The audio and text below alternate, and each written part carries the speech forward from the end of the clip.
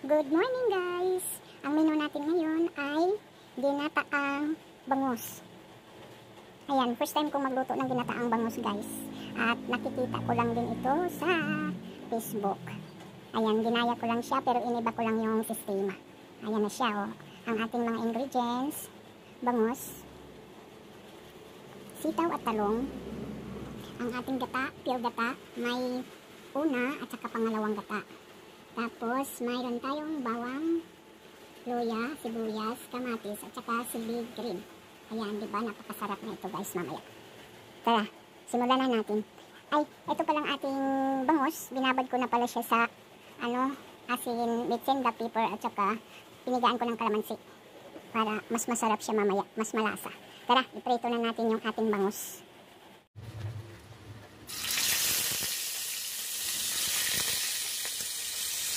Iprito na natin ang ating bangus. Dito na rin natin iprito yung ating gulay. Unahin natin yung ating eggplant.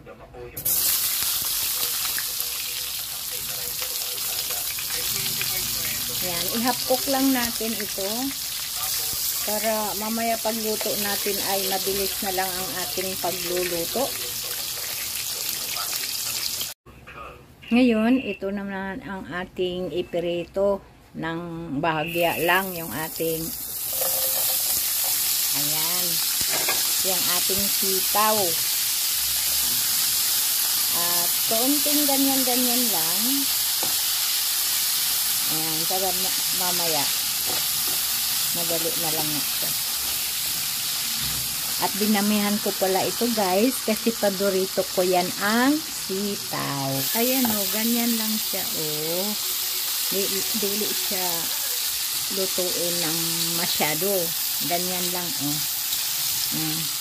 Shout out pala sa gayahan ko nito sa Facebook. Nakita ko lang to sa kanya. Masarap daw.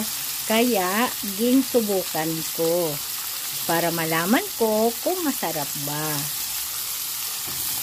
Ayan, okay na ito. Ihain ko na. Lagyan na natin. Ito yung gigamit ko na oil. Sa paggisa. Para masarap yan ang ating ginataan na bangus.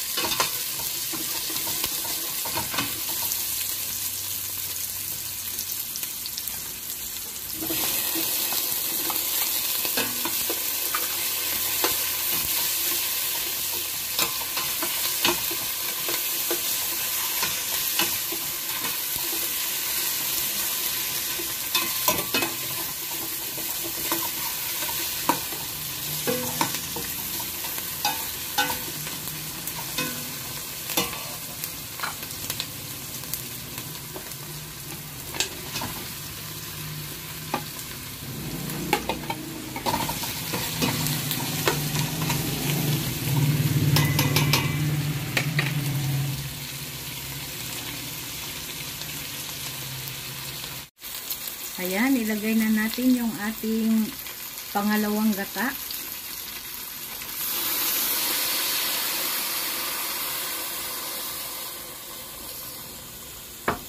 Ayan.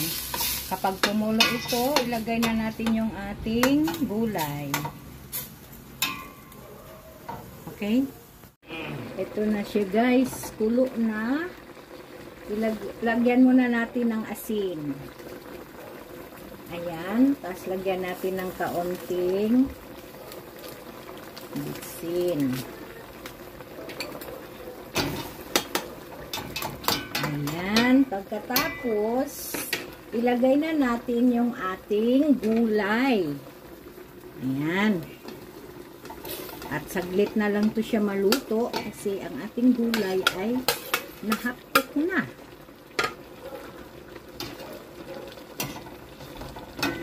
Ayan.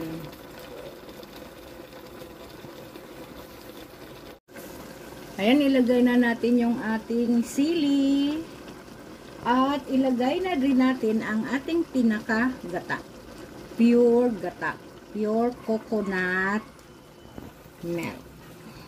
Ayan. At iganyan na lang natin. Ayan. Tapos pakuluin natin. Saglit na lang siya. Maluluto na siya. Mukhang napakasarap niya, guys. Ayan, oh. Perfect talaga siya sa tanghalian namin mamaya. At titikman ko na siya. Mukhang creamy.